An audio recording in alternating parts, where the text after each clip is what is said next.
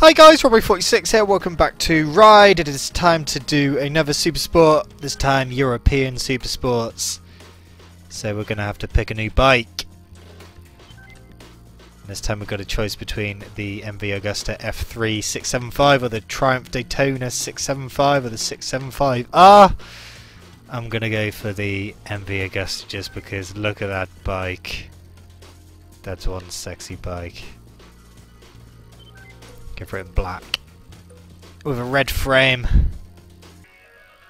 Right, time for the race. I've upgraded the bike and yeah, it's time to go. We're at the Sierra Nevada. I know I'm saying that wrong to people from that area, but that's how I'm gonna say it. This race shouldn't be too hard because obviously it was the demo one. And yeah, should be pretty easy. See what we can do. And it's a full circuit, not the club circuit.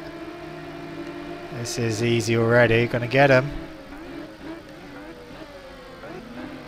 Out the way, people. You're in the way. That's pretty much all the AI is turned into. Because one thing I found with Ride is the AI aren't challenging whatsoever. The more challenging thing is just learning the new circuits, the countryside and city circuits. Even though some of them are really crap. The Miami street circuit, I swear, whoever designed that friggin' circuit only had a ruler and a pencil because it's just constant 90-degree turns all the time, and I hate that circuit with a passion. But yeah, like, that's pretty much the only difficult thing about this game. Apart from using the super bikes, they're a bit more of a handful, especially when you get all the aids turned off, especially the BMW, which I will do a separate video next week of anti-wheelie versus no anti-wheelie on the BMW, because it's such a handful. Anyone that watched my live stream when I was doing multiplayer and using the BMW, I done quite a few backflips, but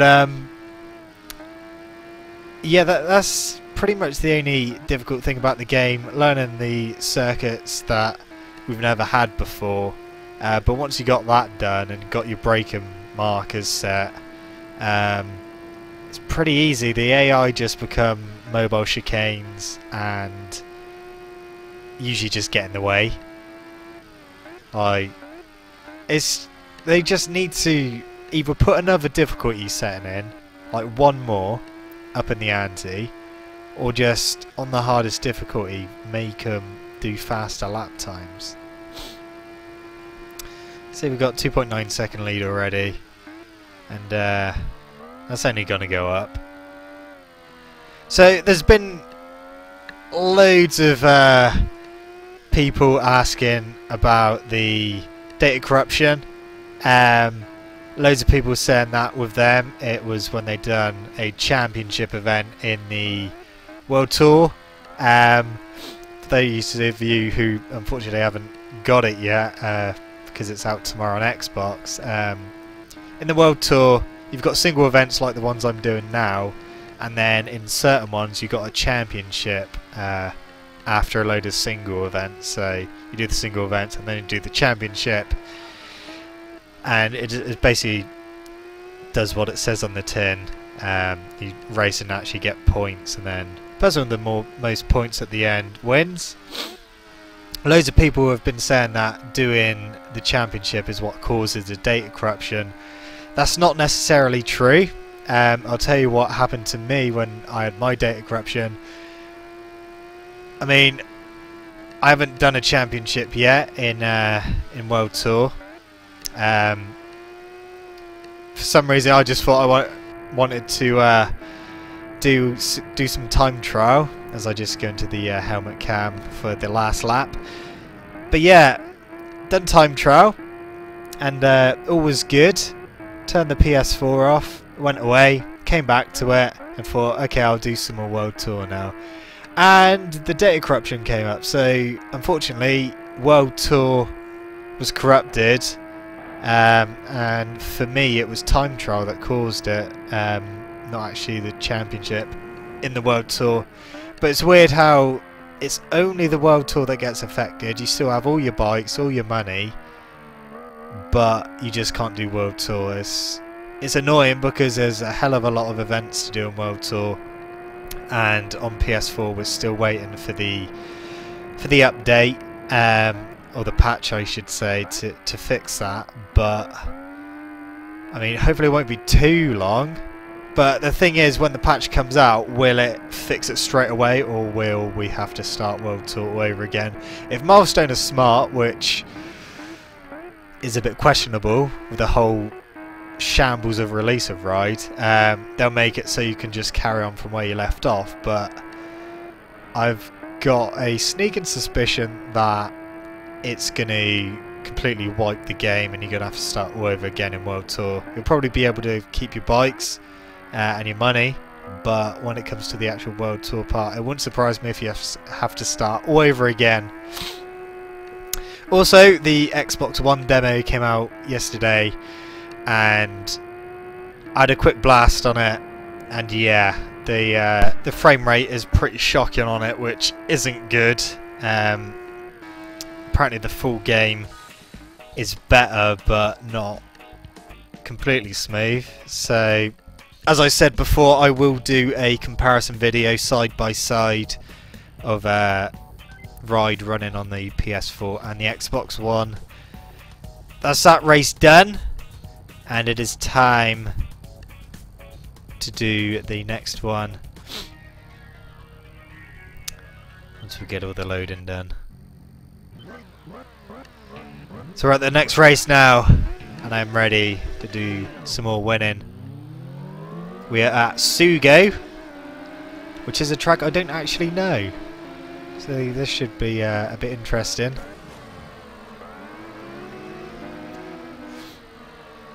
See what happens. Oh, they've crashed. I say I don't know as well as the others. I've played it online. The one thing about this track that annoys me, and by looking at the track before I start the race, it's got a stupid chicane halfway around a corner, and you'll see what I mean when we come to the end of the lap. It's such a stupid place to have a chicane halfway around a corner. You can, the other variation of the track is no chicane, it's just a big sweeping right-hander onto the start-finish straight. You can see it on the map in a few corners time. It's like a hairpin, but it's got a chicane slap bang in the middle of it. And when I first played it online, I didn't realise that, and went hammering around the corner and ended up crashing because, yeah, I went straight into a barrier. So there we go. Go around the corner, and oh look, someone's put a chicane halfway around it. That's fine. Then come out the chicane, and there's the other half of the corner. Getting ready to go out onto the start-finish straight. Other than that, it's actually a nice circuit to play on. It's just that stupid chicane. And if you don't know it's there, like I didn't when I done an online race, yeah, it can catch you off guard, and yeah, not good. Also guys, I will be doing a ride review next week as well. It's about time I done one. I will go into as much depth as I can and give my honest opinion of the game and how I'm finding it. And I will take into account all the bugs and problems with the game. Some problems that have carried over from MotoGP 14 that haven't been fixed or addressed at all. So yeah, that should be quite interesting to do. I've only ever done one review so far, and that was MotoGP 14, and I think if my memory serves me right, I gave that an 8, 7 or an 8. Can't actually remember, but it was either 7 or 8. Maybe I was a bit too generous to it. I didn't really take into account that time about all the bugs and that. So it might seem weird if I don't score ride as highly as MotoGP 14, or I might score it higher. I'm not going to tell you what I'm going to score it until I actually do my review. But yeah, look out for that next week, because it's like I said, it'll be my second review. Tell me what you think of it. And yeah, I know that loads of people have been put off actually buying the game, especially on Xbox, after the whole horrible, stupid shambles of a release or non-communication from Milestone, which is really annoying. But you know, they've addressed the issue that they had, but we'll see tomorrow whether the frame rate has been compromised. I'm pretty sure it has. They really need to get it running at 60 frames per second. That would be really good, considering we are on the newer generation of consoles now. And yeah, but saying that, Forza Horizon 2, that was only 30 frames per second, and that ran really smooth, apart from the shadows of like trees and that. If you were still, if you just parked up and just watched the shadows, you could move them. See them moving, like they're really juddery. But other than that, the game ran really, really smoothly, and the graphics were really good, and fun game. We're coming to the end of Sugo now on the MV. One thing I've noticed about the MV, because obviously I've changed the exhaust on it. So far, it's the only bike that I've used that actually like crackles and pops with the exhaust. I know the Yamaha does a little bit, but it seems to make a bit of a strange noise when you change gears. It's hard to explain, but I'm sure you'll see it in a future video, and I will talk about it. Then. Now the final race. Well, there is one more race after this, but the final race on the video. I don't actually know how you say this circuit, so I'm not even going to attempt it. But it's quite a nice circuit. It's almost like an F1 street circuit. It can be quite confusing. Online, again, a bit like Sugo, was the first time I raced on it, and there's a bit near the end where, or is it halfway around? It's somewhere on the track anyway. It looks like you should be slowing down, but in fact you're going straight across, and it looks like you're cutting a massive chunk of the circuit, but you're not. It's really weird. I'm not sure if it's on this one. If it's on this one, I'll say when we get to it and show you what I mean.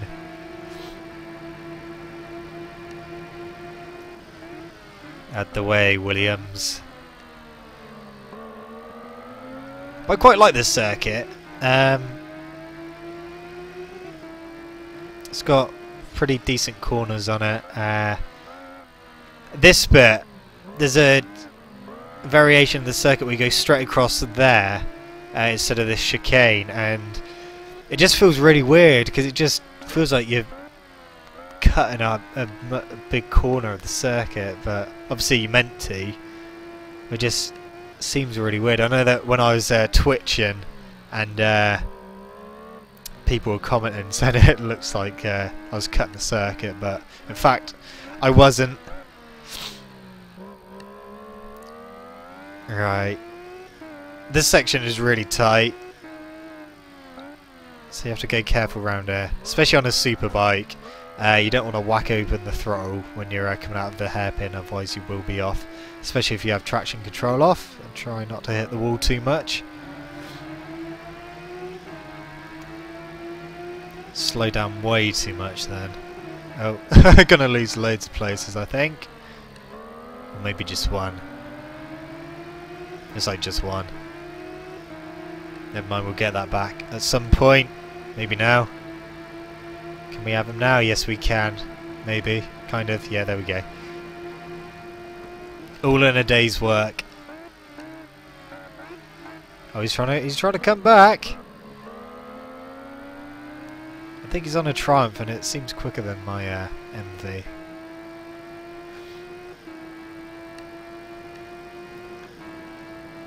Right, let's just pull a gap.